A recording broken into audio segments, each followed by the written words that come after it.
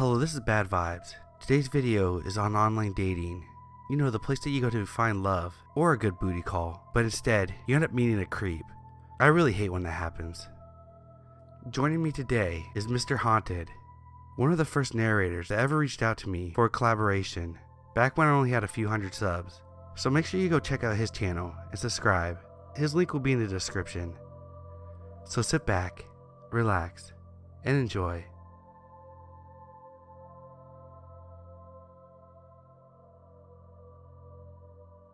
When I was 15, I was in a really bad mental headspace. With that being said, I was depressed, lonely, and desperate for someone's attention. So against my better judgment, I made an account on Plenty of Fish. I understand that I put myself in a dangerous position for predators, but I also understand that any man who I told my age to should have reported my account and not spoken to me. But after swiping left and right for an hour, I met a man we will call Red. Red was 26. A father of two beautiful toddlers, and a Puerto Rican native who recently moved to Florida. He spoke a fair bit of English and had this charm to him when he spoke. When I told him my age, it's scary now to think about how okay he was with it. He simply told me that he wouldn't have any sexual relations and that our interactions would be innocent. We talked for a few months, even talked about meeting up. When I talked to Red, I felt happy, whole, like I finally found someone. The first few times we met up, it was fine. We went to outlets, Disney Springs, and the movies. He was a perfect gentleman, held my hand, opened doors for me, and kept his hands off me. We kissed a bit, but nothing too intense. After 6 months into our relationship, I turned 16, and I invited him to my house, through the means of sneaking in, through my window of course, and he agreed. We were just hanging out, watching a movie when he kissed me in a way he had never done before. In a way that I've never been kissed before. It was surprising and, without having to be said, overwhelming. I got scared. It finally hit me that he was a full-grown man and I was a child. I got off my bed and told him he had to leave. His face contorted into anger and he stepped towards me, trying to convince me through his gritted teeth not to make him leave. He reached out to grab my shoulder, and out of instinct I shoved him in the chest to make him back off. He in return shoved me harsh back. A sharp hot pain suddenly overwhelmed me, spreading from the back of my head down to the rest of my body. Then everything went black. Next thing I knew, I was hearing blood-curdling screams. I was dazed and too weak to open my eyes fully. I was just barely able to make out that it was my mom. I felt wetness on my head and my body felt so cold. It was just as I gathered that something was wrong that I lost consciousness again. The following time I awoke was in a hospital bed. My head was pounding and my back was aching. I reached up hazily to feel where the pain was coming from, and my fingertips grazed over a row of staples on a bald patch on the back of my head, making me wince. A doctor and my mom explained to me that I must have slipped and hit my head on the windowsill, being that that's where the first impact was, before falling onto the tile floor. My mom came into my room to wake me up for school and found me laying in a pool of my own blood. She thought I was dead because my breathing was so faint, but had no idea why or how I slipped. I was too embarrassed and ashamed of myself to tell anyone. I didn't think I deserved justice for what Red did to me. Later on, I found out the obstacles for my injury, which were hearing loss in my right ear, as well as the inability to retain some old memories. The event and a few flash memories of my childhood are the last thing I remembered before the incident. Though I was saddened by this, I was happy to be alive and never see Red again. Now being 18, a few months ago I signed up for Plenty of Fish. I'll keep my guard up this time, though I don't plan on going on any dates. I look out for warning signs, and upon the first one, will just block almost anyone. Then one day I received a message from Red. I had blocked him on every platform, including his number. It said, "Hey, how have you been?" I didn't respond, but I looked at his profile. It still said he was 26, which was odd, so perhaps I didn't know his real age. Perhaps I didn't know this man at all, being that he thought he must have killed me, and selfishly ran off without attempting to see if I was alive.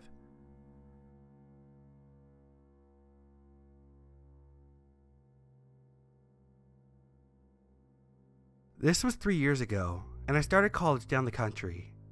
I was 18 and on Tinder. I never actually met anyone off of it, but I would just swipe through guys just to be nosy and see who else was on it. I was swiping right on some, and after about an hour, got a message from this guy. We made some small talk. It was kind of awkward, so I stopped replying. A day later, I got a friend's request from him on Facebook.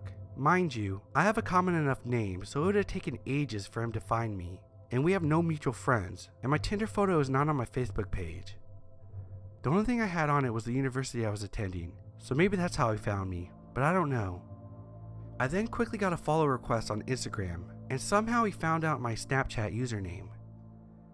I don't have it on any of my social medias, and it is a variation of my full name and some extra vowels and an underscore.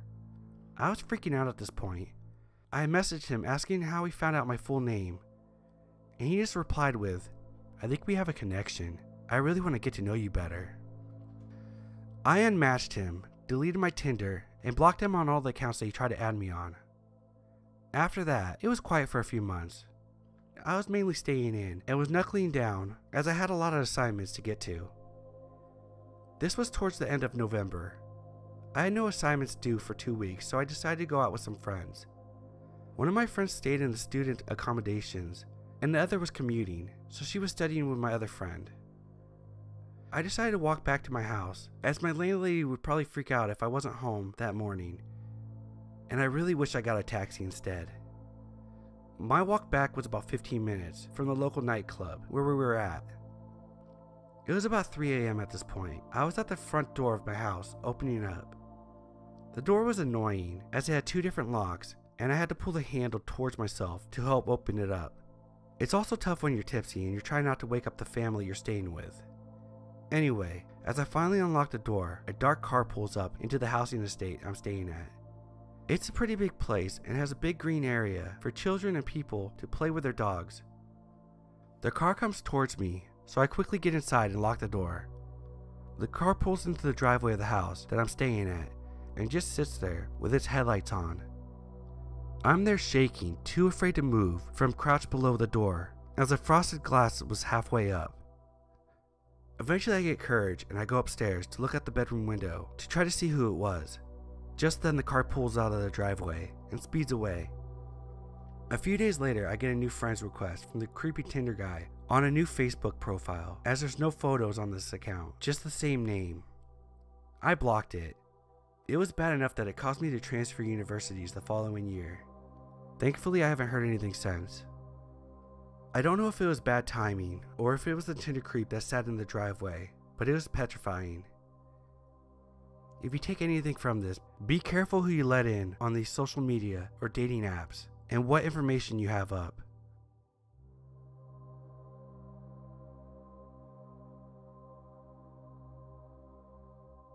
Just for some background info, I'm an 18-year-old male currently living in New York. I am 6'4" and rather well built. I've always been the center of ridicule and teasing from a young age due to my size. Just for some context, I stopped growing in the 9th grade 4 years ago. I was already done with puberty and had a full-on beard and was adult-like. I took advantage of this sometimes, which led me to losing my virginity in the 9th grade to a girl who was in college. This story takes place when I was in the 10th grade. I was lonely after the breakup with my girlfriend, who I dated for 7 months. I was looking for a one-night stand, so I turned to Tinder. I set up a fake profile with my real picture and waited. There was this gorgeous girl who I matched with. This girl was too good to be true, which gave me my first red flag, yet I went along with it. We exchanged innocent messages and planned to meet up at her place the next day around 9 p.m. I wasn't as excited as you would think because I had some doubts on this girl because I didn't know if she was real. So 9 p.m. rolls around and I get ready to go to her place. I mentally prepare myself for anything crazy or disappointing to go down. Before I left, I texted my dad saying that I was going to my friend's house. I asked my good friend Isaac, who was 6 years older than me, to drive me since he had a car. He warned me to be cautious. Long story short, he drives me to her apartment and I ring the doorbell. I hear light footsteps behind the door and a high-pitched voice saying, "Be right there." I texted my friend telling him everything was fine and he was okay to leave. Boy was I wrong. The door opens to the girl in the picture. I immediately felt excited, which didn't last for long. On my Tinder account, I wrote that I was 24 when I was actually 15. She, not knowing this, swiftly asked me if I wanted a drink. I said that I didn't really want anything, which made her face visibly change from happy to pissed off. I found that really odd and came to the realization that maybe I was going to be drugged, and I was not about to take any chances, so I asked if I could go to the bathroom. She then out of the blue said sure, happily. Again, her weird response confirmed the theory in my head that something was off. I go to the bathroom and quickly text my friend to come back and pick me up. Then in the corner of my eye, I saw a figure dressed in black standing in the shower, trying to hide behind the curtain. I figure he saw me looking at him because not even after 2 seconds, he lunged at me. I was scared shitless, even though I was bigger than him. He tried pushing me to the floor, but had no luck. I overpowered him rather easily. I grabbed him by the shirt and looked him in the eye. He was around 5'10", mid-30s, well-built, balding, and looked like he might be Eastern European or Russian. I pushed him to the floor and cursed him out. He tells me to fuck myself, which is when I punched him in his face. There I was, a 15-year-old idiot in a bathroom with a knocked out man. I panicked, but I tried to keep my cool and took out my phone, taking a picture of the man. By then, my friend texted me and told me that he was outside the building waiting for me. But also by then, the girl had opened the bathroom door and started to scream. I pushed her with all my power and sprinted the hell out of the apartment. When I got to my friend's car, I explained to him what happened. I only then realized that I could have been drugged, robbed, killed, or worse. I obviously took screenshots of her profile messages between us. Even though I had all the proof in the world to lock these assholes up, I didn't because I was scared of my parents finding out that I was lying to them. Moral of the story, be very cautious when dating online.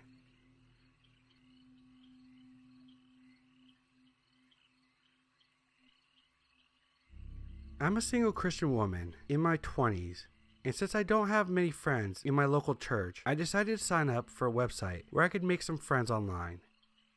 Some of the site members also used it for the purpose of dating, which was okay with me as I was open to all possibilities.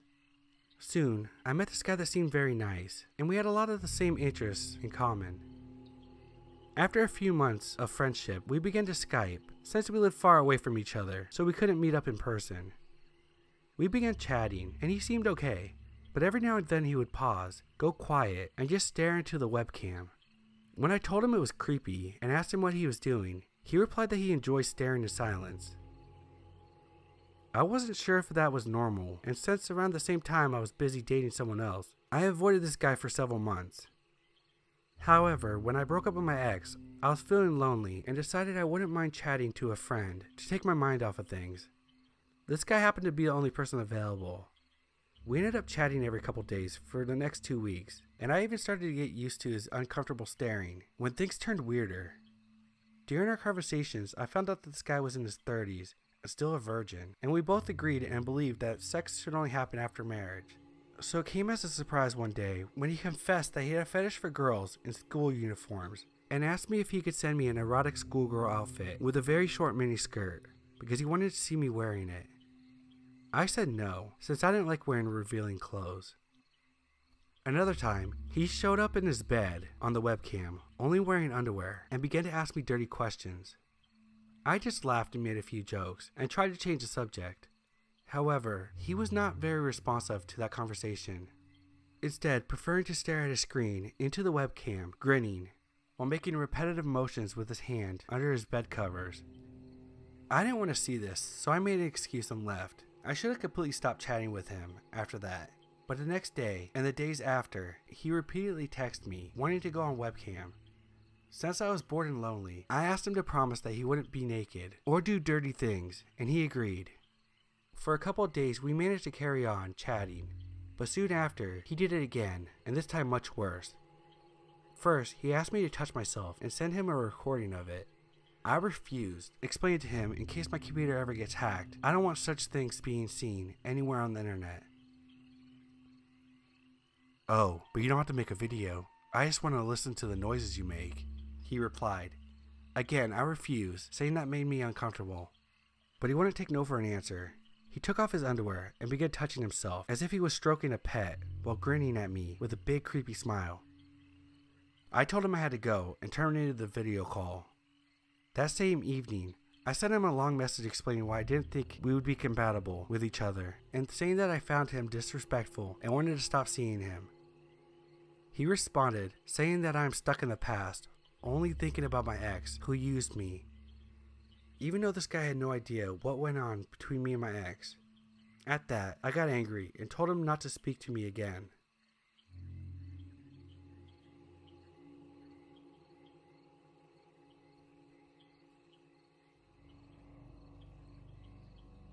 In June of 2008, my girlfriend was diagnosed with stage 4 lung cancer. We had unfortunately caught it late, and she was practically living in a hospital bed for the next few months. Every other day, I go to visit her to check up on her and to see how everything was going. However, she then died a week later from the cancer, and the doctors did everything they could to treat it. There's no exact cure for lung cancer, so that was one of the reasons as to why she passed. Needless to say, for the next few months, I was completely devastated. I wouldn't talk to anyone, I'd barely eat, and I mostly stuck to the internet for the most part. In fact, my depression only grew more and more, that I'd sometimes not even go to work. Every day, I would come home wailing and depressed about my girlfriend. She was the sweetest and most generous girl you could ask for. And it's really sad to know that one of the people who I mostly adored in my life had been ripped away, never to come back. Anyway, fast forward to around the month of September. I started interacting with more people, and I finally accepted the fact that I needed to move on and let go and to find someone else. It was possibly the hardest thing that I've ever gone through in my entire life. However, I ended up making an account on a dating site, which I won't disclose the name of, but my friends told me that I should start there if I wanted to find someone. Now, I'm not the type of guy who's comfortable with giving out my number or email to the public, so I put a link to my Facebook so that if someone were to chat with me, that they could do so on there. Within a week, a girl had messaged me over Facebook telling me that she had found me over the dating site and that she lived in the next few towns over in my state. Her name was Amanda, and she claimed to be just a little older than me, but still in my league. Based on her post of herself, she wasn't the most good-looking girl, but she definitely wasn't ugly. I went with it and realized that it was better than not having a relationship. For the first few weeks, we'd chat through direct message on Facebook, and eventually the time came where I felt more comfortable around Amanda, and we then exchanged phone numbers. One day, I decided to man up and FaceTime her. She picked up and she was talking to me in a very nice voice. However, the footage I was seeing was very grainy and I didn't see her face, but I did see her sitting in what looked like a couch. Weeks went by, and every day after work, I'd hop on my phone and call or text Amanda. In fact, I became so close and comfortable around her that I started talking about what happened with my previous girlfriend and other personal things I wouldn't be comfortable sharing with any of my other friends. One day, she asked me if I wanted to come over to her house over the weekend so we could hang out as her parents wouldn't be home. I told her that I was up for it, and she texted me saying that she, quote, couldn't wait to see me. Fast forward to the day I was meeting her, she texted me her address and I plugged it into my GPS. It was about 15 miles from my house in the suburbs, so it wasn't too far for me. I pulled up to the correct address and was greeted to an old-looking house that looked like it had been built in the 40s. There's not many houses that look like that in Wisconsin, but they exist. Immediately, alarms started going off in my head when I noticed that every light in the house looked to be off. I texted Amanda telling her that I was in her driveway. She told me that she didn't use the front door and that I should go around back. Now, at this point, one would normally identify this situation as sketchy, but I was the type of guy where curiosity would always get the best of me. I went around back and saw that the sliding glass door was open. However, all I could see inside the house was pitch blackness. I nervously yelled out Amanda, hoping to get a response from her, but there was none. Then, I did something I still regret doing till this day. As soon as I took one step inside the house, a very foul and putrid smell hit me in the face. Just then, I felt at least 3 or 4 cold hands grab me and start pulling me into the house. I tried to escape and run away, but whoever was grabbing on me was strong and I couldn't see who it was. Eventually, I fell onto the floor and began kicking and screaming while trying to throw punches and kicks to the people holding me down. Keep in mind that I'm about 6 foot that weighs about 175 pounds, so it was extremely hard to resist. Finally, I remember kicking someone in the mouth and then running out of that house screaming. I thankfully made it back to my car and practically floored it down the road back to my house. I made it back, obviously, but I was still having constant fear that whoever that was would find me and do God knows what to me. After that incident, I stopped using online dating sites and swore from that day forward that I would simply talk and interact with girls in person. Me and Amanda stopped talking after that, and both her number and Facebook account was disconnected and gone. I'm now much more careful as to who I meet online and even in person. I don't know whatever happened to Amanda, but I do know that there was no girl in that house waiting for me. Please be careful when using dating websites. I wasn't careful enough, and I unfortunately had to pay the consequences.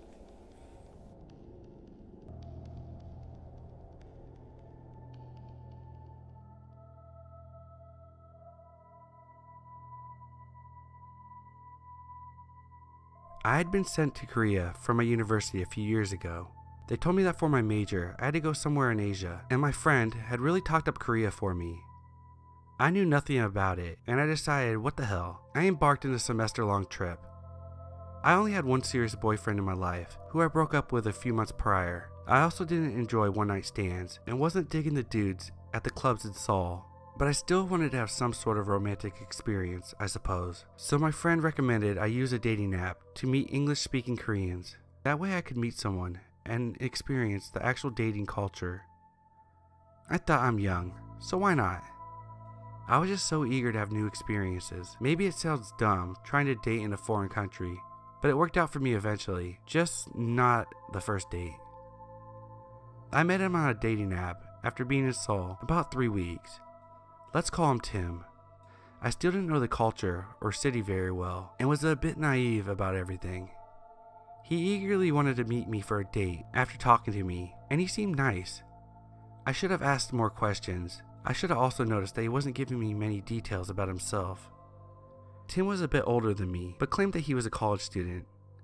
I assumed that he'd done a little bit of military time, since all men have to in Korea, and then returned to school afterwards. We talked for a bit and decided to meet up for a tea date near the school I went to. He wanted to come to my dorm originally to pick me up, but I lived in an all-women's dorm and didn't want him to know exactly where I lived since we were still strangers. So instead, I insisted that we meet at the main town center near the subway. He really didn't like this idea, which looking back at it was a major red flag, but eventually I insisted. The night of the date, I waited an hour for this guy. He was very late. Tim weirdly claimed he just wanted to make me wait. I thought he was kidding and messaged him a laughing emoji, assuming he was just lost. When he finally arrived, he was much smaller than I thought, but a man's height has never been something I care much about. He was also quite thin. Maybe I let my guard down because I didn't see him as a physical threat, which was a mistake in the end. Right off the bat, he was way too touchy with me and breathed creepy and heavily. I was so off put by his demeanor. I'm usually very tolerant with different personality types, but this was very odd to me. I had been told that most Korean men would be polite and not so touchy on the first date. He was also dressed oddly, like in business attire for a date, but I thought maybe it was a Korean thing. Again, I was dumb and knew jack shit about the culture. Then, the first thing he said to me was, "You're not as white as I thought you were." I thought this was a translation error, but his English was nearly perfect, so I asked for clarification. And he said what he meant. "I thought you'd be more white. Your skin is darker than I thought, and your eyes aren't as green. Are you pure European?" Now I was officially weirded out. First of all, I'm pretty much as white as you can get. I'm Irish and Scandinavian, so white as hell basically. So the fact that he thought that I could possibly be more whiter was funny. And why the hell did he care in the first place, anyway? Why does my skin color matter to this guy, and why is he bringing it up? He said about 3 times on the date how he wished my eyes were greener, and every time I would just reply, "Well, maybe my online photos make me look brighter," and brushed it off as him being nervous and trying to start conversation. Isn't it funny, the dumb excuses you make when you're panicked? When we arrived at the tea place, I tried to order a basic raspberry tea, and he stopped me and told me I had to order a special tea. I thought it was weird that he wanted to choose my tea for me, but in my head I brushed it off once again. He really insisted I only drink this tea type, and I just agreed. These small details become weirder later. After tea, he asked me if he could look around my school. It was dark out, but my school was very well lit, so I agreed. And the whole time we were walking around, he would randomly stop and grab me for long hugs. At first I let it happen, but then I stopped him, and he just kept trying. He kept grabbing me and breathing hard onto my neck. It was so awkward. He also would not tell me any personal details about himself. I asked so many questions, desperately trying to distract from the awkward grabbing and trying to get to know him, but he would never tell me anything. Even said at one point, "I'm a mysterious man," like a movie line. He also said something like, "You look so much like my favorite movie character." And I asked him who, but he said I would have to figure it out on my own. Finally he said, "I want to go into a dark area." And in my head, I screamed hell no. At this point, I wanted this date to be over fast. He somehow knew that there was a wooded area behind my campus, and he said we should go there. I said no, and that I just wanted to stay near the main campus and town, but he kept pushing. Finally he grabbed my arm and started dragging me there. He said, "I can't let anyone see," and I started to panic. I finally ripped my arm away and just demanded we leave and go back to the main road immediately.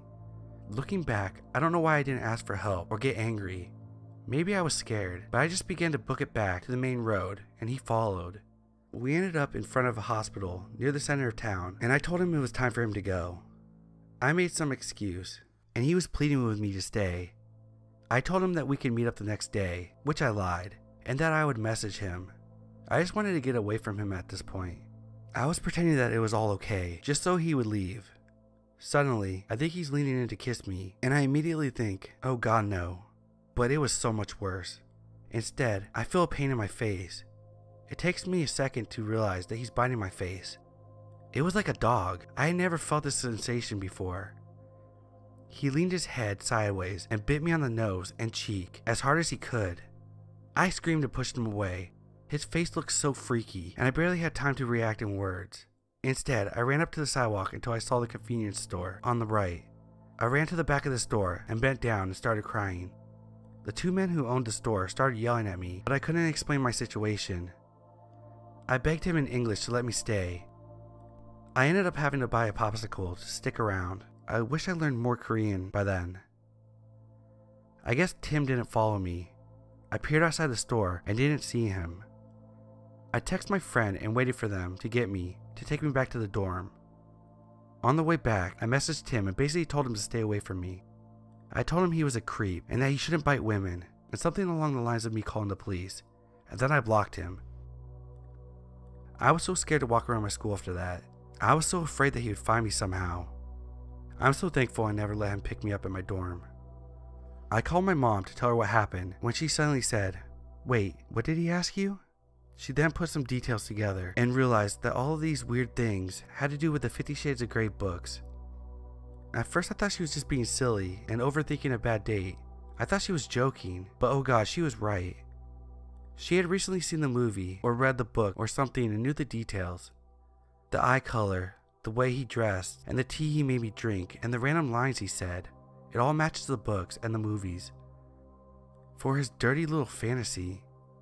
My mom thinks he picked me because I look like the girl in the movie. It explains why he was fixated on my appearance, and his whole thing with biting and trying to dominate me. Even if it wasn't his intention, I later learned that there are a few creeps who seek out foreign girls to dominate and have sex with them like a prize. They call it riding the white horse or something along those lines. On a happier note, this bad experience didn't stop me. I eventually met someone else in Korea and ended up falling in love. We even did the whole long distance thing, and now I'm living in Korea, studying and working. I hope to get married soon, so I guess I didn't let this bad creepy guy stop me from living my life.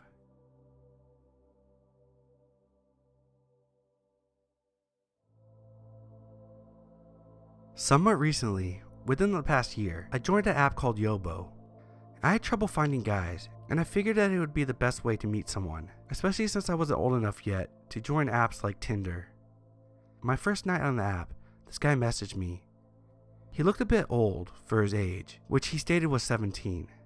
Since he was cute and my age, I thought it was a score.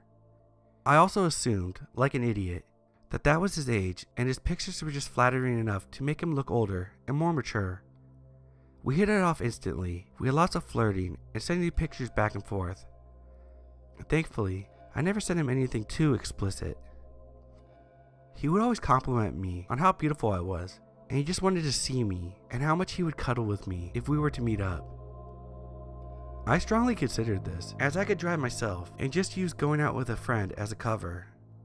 Luckily, I was busy the weekend after we first met, and things also ended before this could happen. I started to get suspicious that he was maybe not who he said he was, as anyone should be on the internet, especially me as a younger woman. I tried multiple times to ask him if we could FaceTime, so I could verify this. He instantly flipped demeanors, getting kind of aggressive and defensive, asking why I wanted to and why it mattered. Red flags immediately were raised. We talked for another week before he started getting more aggressive. There was a few times I would act bratty to flirt, and he didn't take it well. He called me a whore and told me he would never want to be with a girl who was with other guys. I was also working quite a lot, so sometimes I would miss his messages or see them and forget to message him back. He would start cursing me out, calling me names, and calling me out for leaving them read. That immediately was the last straw for me, and I called him out on his bullshit. I went off on him, explaining that I was very busy and that my school and work would always come before he did. He screenshotted my text, where we talked on Snapchat, so I could see every time he screenshotted it, and his idea of a great response was, "So no head?" I blocked him and found him on every platform and blocked him there so he couldn't contact me. Later found out, when blocking him, he was actually 24,